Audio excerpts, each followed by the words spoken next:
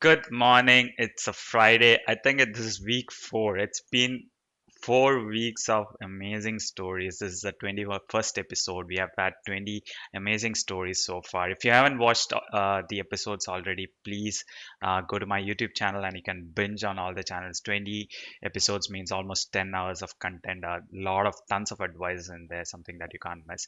Uh, I forgot to welcome you all, right? Didn't I? So, welcome to Migrants Journey. This is a series that I'm making up to record or rather document migrant stories. Migrants. Although when we migrate, we think it's a dream come true. It's all fun. It's yay. It's a good thing. It's often not that case. The job search is a real struggle. So these episodes are here to give you a reality check of what actually happens here.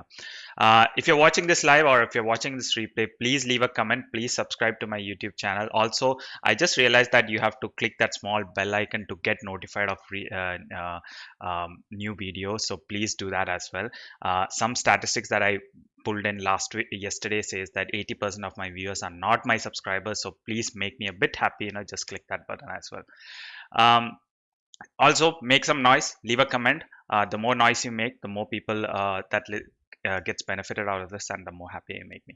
So today we have Roopesh with us. He's a project manager. He's doing his studies as well. So let's hear it straight from him. Welcome, Roopesh, and good morning. Good morning, Manish. How are Thank you? you so much for having me. Yeah, I know it's a freezing morning, but I'm glad that we both made it in the morning, and Yeah. let's get into things. So let's get straight into things. Who are you, Rupesh, and what do you do? So I am a project manager by trade and an extreme optimist by nature. I've been fortunate enough to, have these opportunities to work in multiple countries. So India and about 6 or so years in Saudi Arabia, and now I'm here in Australia. And it's been a struggle, but it's been fun as well. And I've also had my career pivot through multiple sectors, industries, Yeah. multiple roles. Hmm. And here at this point in time, I am, making it as a project manager So in that are you space. a student right now or a full time? Yeah, I am studying. I've just finished a semester of my master's as well. So Hmm. I am continuing my master's Yeah. at RMIT, but part time now, Okay. along with a few certifications in, Salesforce and PMP, That's nice. all that. So let's get into the beginning, Rupesh. I don't think you migrated a year ago or That's right. yeah. Okay. A year and a So month. yeah.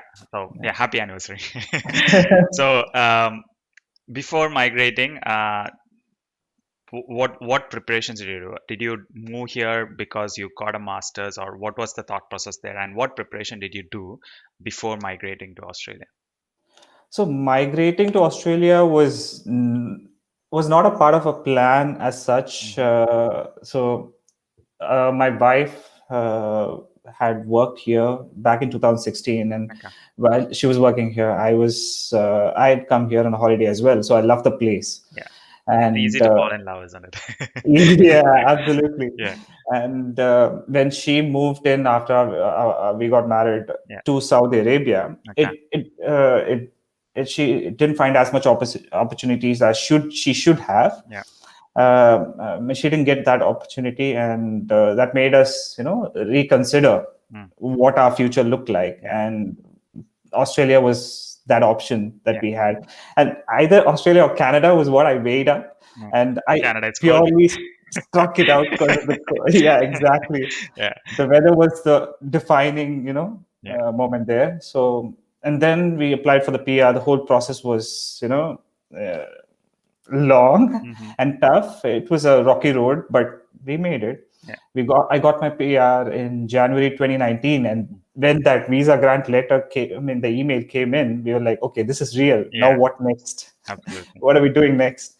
So I was still in Saudi, but she was back in India, and she actually did a lot of the heavy lifting. Mm. She came here a month ahead of me. She Hmm. had a network that she had built up the last time she was here, Yeah. and she came here, settled in, found an apartment, and I Yes. basically just came in, had Usually it everything made up happens for the me. other way around, but I'm glad to hear another different perspective of how things happen. Yeah, absolutely. Yeah, I mean, I would say a lot of the struggles that I would have faced was taken over by her, and that's really I have her to thank for that. yeah. And amazingly, she found a job, within the first 3 weeks as well Mhm. through the network that she had built Yeah, up. And I came in, and before I came in, I had those, the planning that everyone goes through, yeah, the checklist, the research that we do. mm, And that's when I realized that Australia doesn't work the same as how I used to be in Saudi Arabia, the yeah, Middle East, or India. yeah. It's more people focused. You need to uh, you know network Yes. is obviously what I had found, Yeah, but you need to know a lot of people. You need to know yourself in and out as well, absolutely. and be able to sell yourself. Yeah, that's a very interesting perspective. Um, it's all about people over here. It's about how you network. And in all my 20 episodes, I've probably said network 100 times. So I'm still Yeah, I understand that you don't understand what that word means unless you get into it, right? So exactly. it's hard to make you do it. That's the reason I keep saying this and I keep sharing stories so that you understand why it's important. I understand that your movement or you coming to Melbourne was made easy by your partner, but how was it in the first few weeks or first few months? I mean, what did you have any weird experiences? Did you have any cultural shocks? And how did things go in the first few weeks? I mean, the cultural shock I had was, I mean, each place has its own nuances, Yeah, and from where I had come in, it wasn't as you don't see people greeting you and smiling at you yeah, and asking you how you were yeah, doing, and leading the conversation with that, and actually give you the warmth and be welcoming. absolutely. And obviously, I living in the city, getting my head around the tram network and moving around. I think it was Sudeep who mentioned Yeah, getting lost yeah, in the tram. So I did that as well, getting my bearings. But I wouldn't call it all any weird experiences or bad experience. It mm, was all like a stepping stone to learning yeah, about a new place. And I loved that first 1 month or 4 weeks where I was in a new country. mm, I was actually here, for the long run, mhm. and I wanted to soak it all in Yeah, because you are going to be new in a place only once. yeah, So, absolutely. yeah, and then I like that you said you're gonna be new in a place only once. That's a really good approach to take. Yeah, and I think getting lost in a tram is something that you have to experience. Only then you yeah, learn. Everyone gets lost in the tram first time, yeah. especially. Do you swipe? Do you not swipe? Is this a free tram zone? All those confusions always kicks in. So now that you're settled in Melbourne, you probably started looking out for a job. Was that your first priority, or was studying your first priority? And if so, what was your first priority over there? So, job hunt was my first priority. I actually, kicked back and relaxed for the first 4 weeks Mhm. because it was very stressful process before then. I was like, okay, for the first 4 weeks, I'm just going to soak it all in and, chill and burn through my savings. Yeah.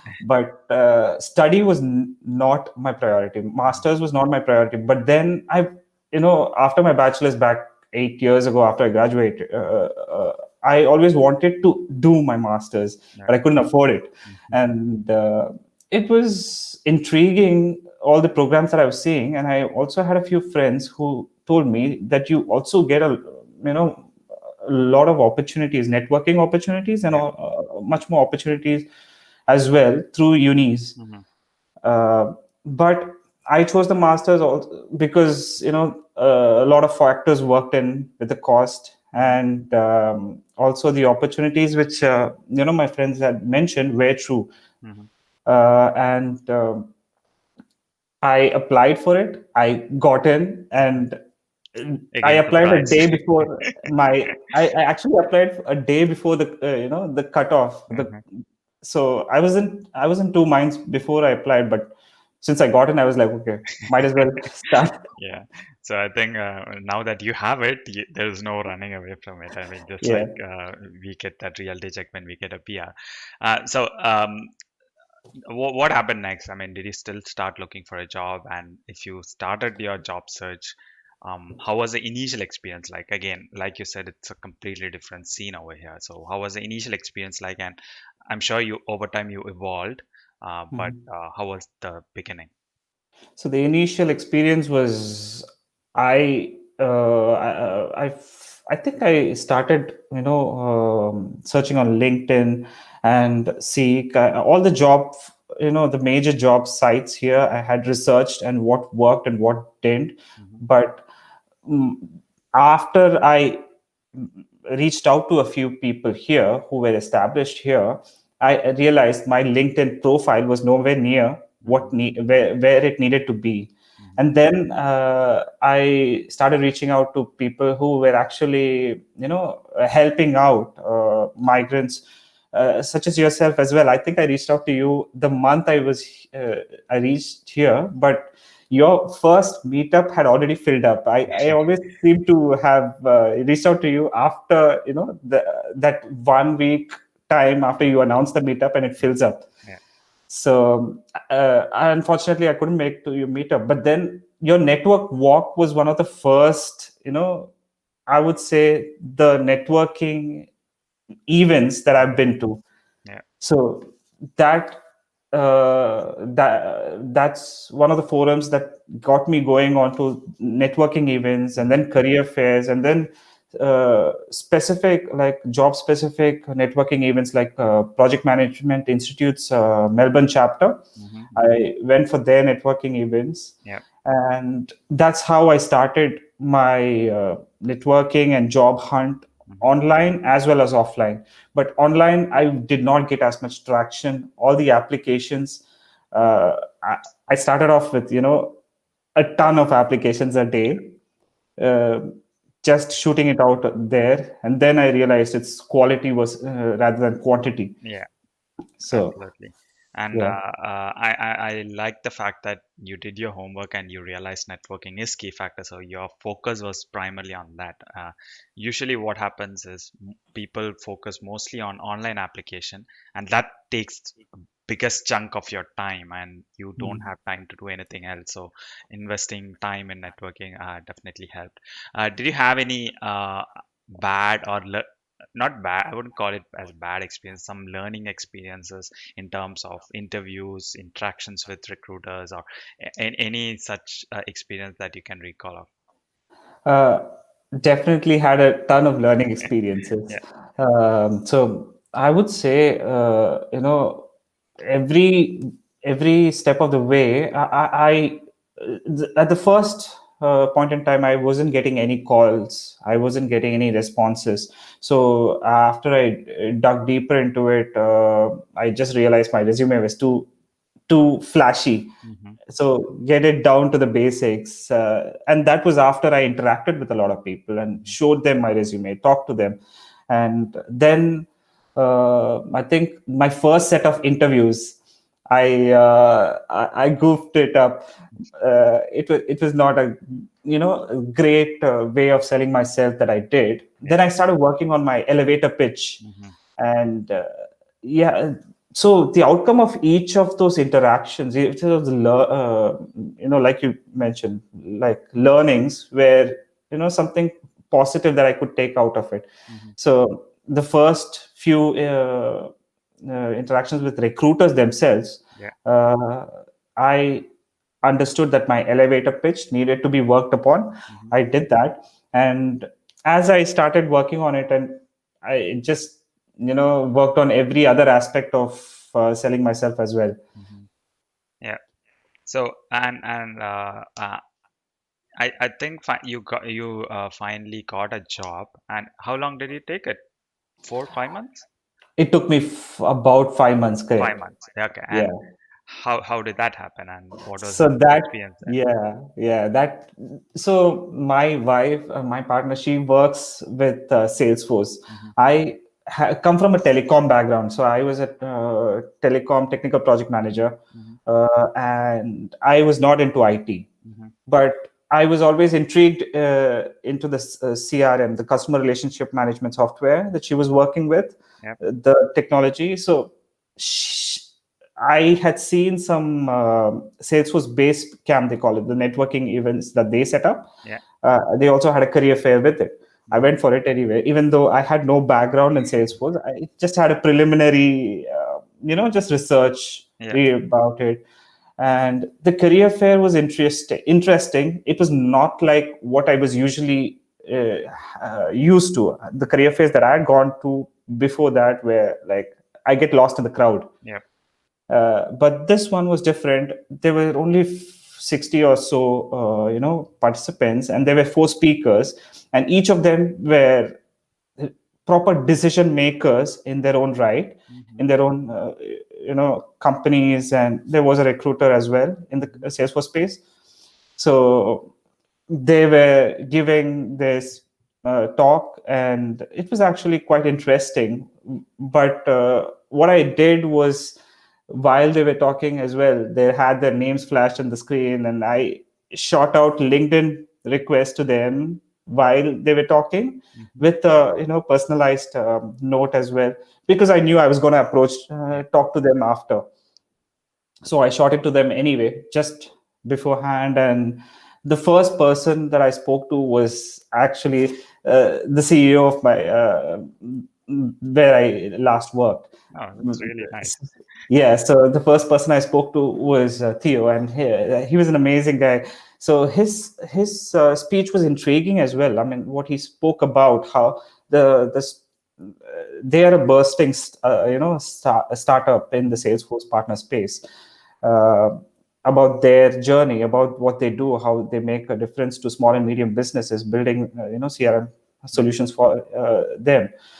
And I asked him that this is my background. I come from a telecom background. I'm a project manager with so and so transferable skills. Hmm. These are the skills that I can apply in various industries. How much of opportunity do you think a company such as yourself would give to a person like me, who's a new migrant here, but brings to the table all these transferable skills? Hmm. And as luck would have it, he said, yeah, absolutely, we would love to give opportunities to people like yourself, and we are in fact looking for project managers at the moment. Hmm. So why don't you shoot me a LinkedIn request?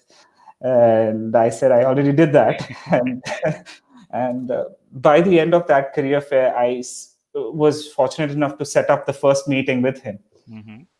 in their office, and a few interviews later, I had the offer That's to join them. that's very interesting. So you had absolutely no experience in Salesforce. You had some domain knowledge, yes, but how did you convert that? I mean, you talked about transferable skills. So did you focus on that, and did you, um, yes, getting that interview is the first thing, and you kind of impressed the CEO in a really good way, but it's still hard to crack the interviews that followed. So, what magic did you do there?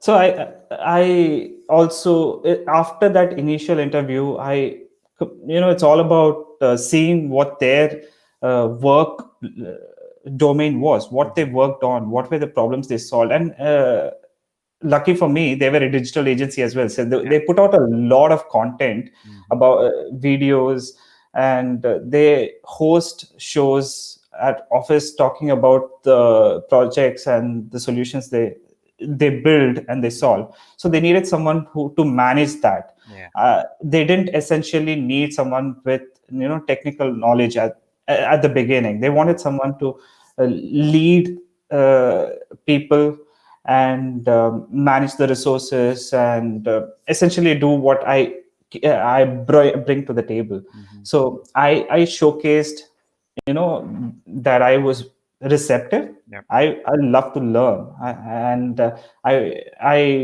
I like to build by brick onto my skill set as well. Hmm. And I had also uh, basically shown them what I did in my previous work. I talked to them about how uh, the achievements, the metrics that I had achieved for the previous projects, and the savings and the stakeholder engagement that was absolutely necessary Hmm. in this role. I was able to showcase to by a few examples. Hmm. And as a project manager, what I've seen is almost 90% of the job is about communication Yeah. and ensuring the whole all the teams coordinate and communicate with each Yeah. other, and everyone knows what needs to be done. Hmm. So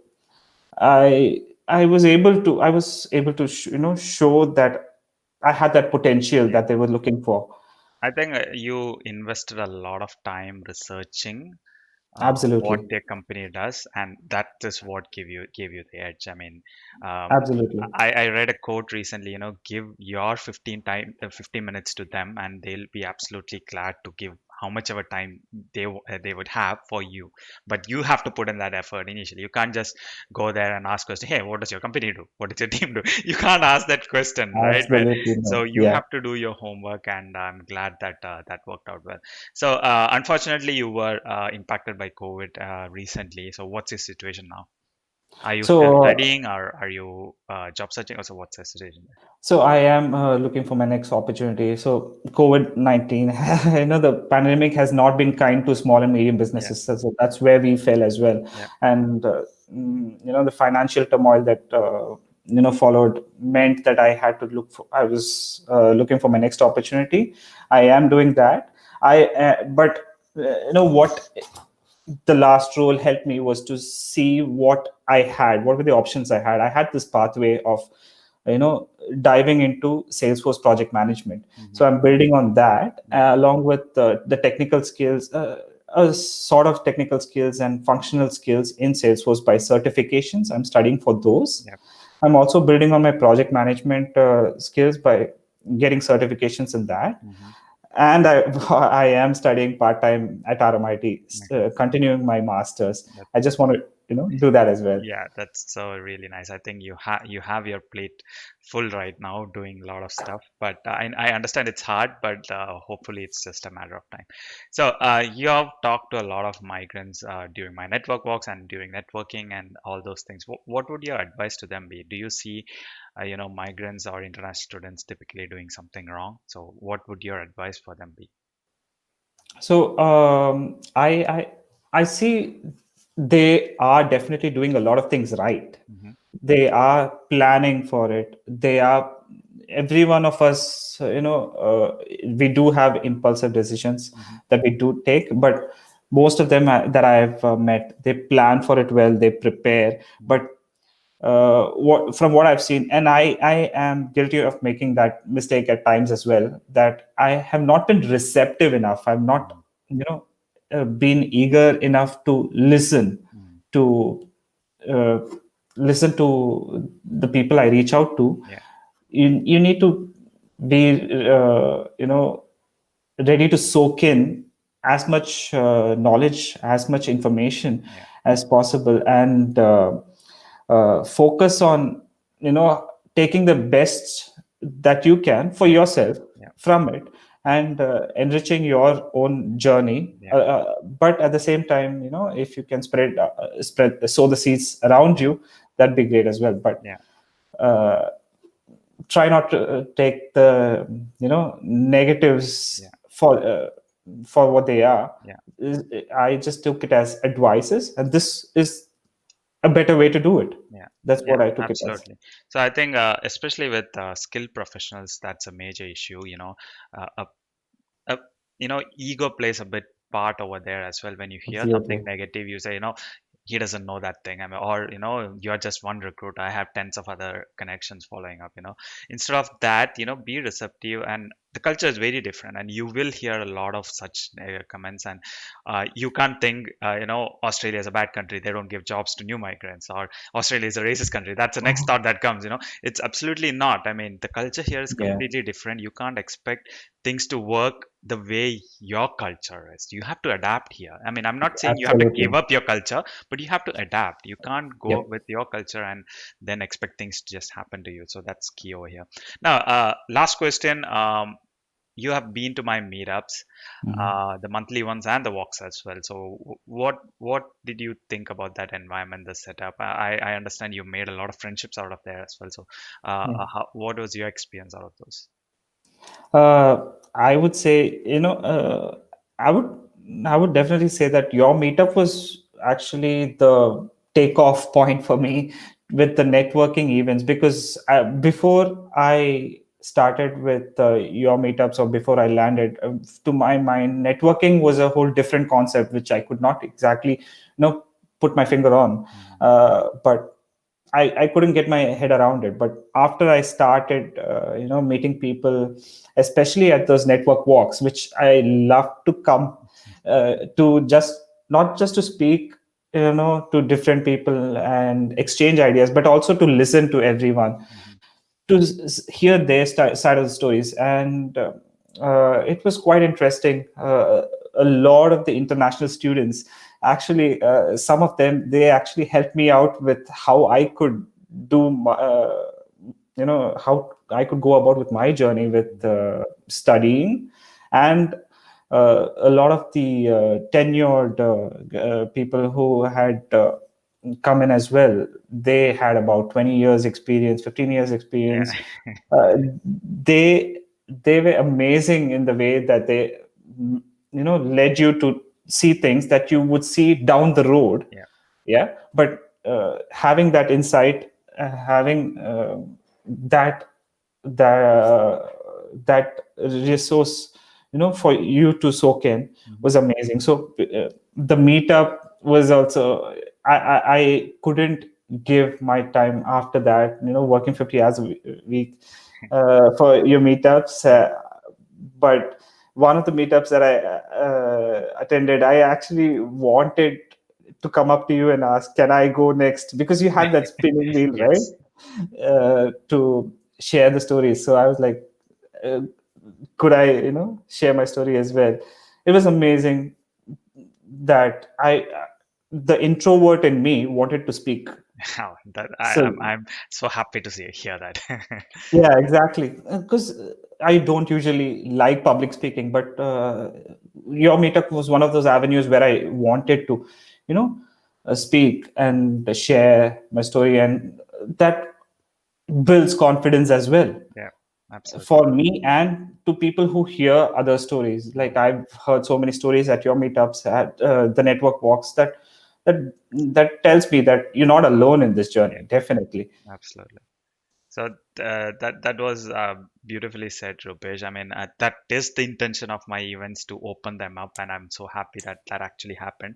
And you are also on point by saying that it was a takeoff event. I mean, that event is kind of a start. I mean, what happens next is up to you. And I think you beautifully took up the pieces and made your own journey out of it. But again, it depends on you. Not everyone goes full on after that. Some people just fall back into their routine, but if you take the pieces out of that, it's a really wonderful journey. So thank you so much for your time today, Rubesh. That was a wonderful story, a lot of important points and a lot of important inputs there, especially how to use your transferable skills, and you know getting that role as a sales in the Salesforce wheel, even when you had no experience, was I'm sure that story will be heard by a lot of people, and you'll get a lot of connections today. So that was Sure. really nice. I wish you all the best. I know it's hard times out there, but I'm sure what's it? You're smashing it in terms of the goals, and it's just Yep. about time. So Yep. if people would like to connect you, or if there are recruiters watching here who are looking for a project manager, how can they reach out to you, Rupesh? Obviously, LinkedIn is the best way to do it. I have all my contact details as well on LinkedIn, so I'd be, glad to answer any questions that anyone has. How I can help, I'd be glad to do it. And thank you so much, Manish, for giving me the platform as well to No worries talk. at all. Thank you for that, and thank you for our viewers online. I think there are about 11 viewers online right now watching on LinkedIn. If you have any questions for us, leave a comment on LinkedIn or YouTube, and we'll get back to you. Or if you don't get back to you, just send us a message. It's a Friday, so no, I won't be back tomorrow. I'll be back next week with another 4 or 5 amazing stories, and I'll see you all next week. Have a great weekend. Bye bye. See ya. Bye.